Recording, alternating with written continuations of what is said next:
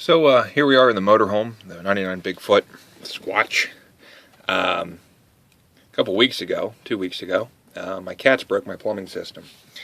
I'm sure they didn't mean to do it, but what I have here is it's a foot pedal sink. I installed this. I think there's another video on this or two about this setup. And the way it was set up right now, it's not hooked up, no water, everything's all manual. Worked pretty well. There's a limit switch down here, electrical switch, 12-volt circuit. A solenoid valve was installed in line with the cold water side of the faucet, and the cold water valve over here was just left on and slightly just at a useful level, and you could modulate the water there with your foot. Worked pretty great.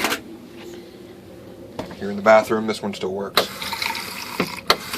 So, I love the things, but on Halloween, my wife called me while I was at work. She said she got home, walked into the motorhome here, and there was a funny smell. There was a funny noise, and it seemed that we were out of fresh water. I immediately knew what the problem was. I sighed because I dreaded this happening. But when I first installed these valves, these foot pedals, I made them so simple to operate, requiring very little effort, and making them so you can't really stub your toe on it or anything like that. They don't get in the way. You can clean around them easily. But the one fear I had was the cats here. They could possibly start screwing around with them. Now, I doubt that they would probably learn that they could flick it and make noise and make the water run or whatever. But hey, it's possible. My biggest concern was something getting jammed up under it, like the rug. And a week before this incident, I noticed that Tommy, he was playing over here, ran off the rug in that direction, and the rug kicked up under. The water kicked on for a second, and I was standing here when it happened. So what happened was the cats had to jam this thing underneath. It got stuck on. The water ran out. The pump kicked on, ran all the water out of the tank until the pump was completely dry.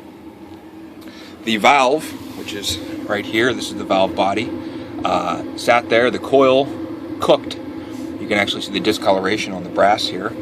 It cooked this thing and got nice and hot. And once there was no longer any water flowing through it, it got extremely hot. And once I actually got the pump running again, I was concerned that the smell that she noticed was actually the pump having burned up. In addition to that, we were running on batteries at the time, and the batteries got to a dangerously low level. So that low voltage, I was extremely concerned I was going to be replacing the pump. Fortunately, I did get the pump primed. I did get the water pressure up, and once I came in here to check all the valves and everything and make sure there was no air in any of the lines, I heard water running. Looked underneath here, and there was water spraying everywhere. So I shut the water off quickly up here at a shut-off valve that I installed, that blue thing up there, and started to investigate. What I found was this thing got so hot, see if I can find an example here. Anyway, that these plastic fittings, they cracked. They split. I can't really demonstrate. But anyway, they are split. Both of them are destroyed. So I've yet to reinstall it because I don't want the same thing to happen again. I believe what I'm going to do is, first of all, the simplest thing to do, but annoying, would be to make sure that whenever you leave the home, that you shut the water pump off. That's not foolproof. People are fallible. We forget things. I forget things all the time. So what I think I'm going to do is put some sort of an electric timer on the thing. Either whenever you do operate it once, it cannot run for more than, say, 2 minutes consecutively, or 2 minutes continuously until a timer runs out and it needs to be manually reset, some kind of a reset switch or something like that. That's one option. Another option is put a switch in, like a momentary push button, that starts a timer and allows you to run it for, say, a 5-minute period. Once that timer runs out, the light on the switch goes out, and you'll no longer be able to operate it.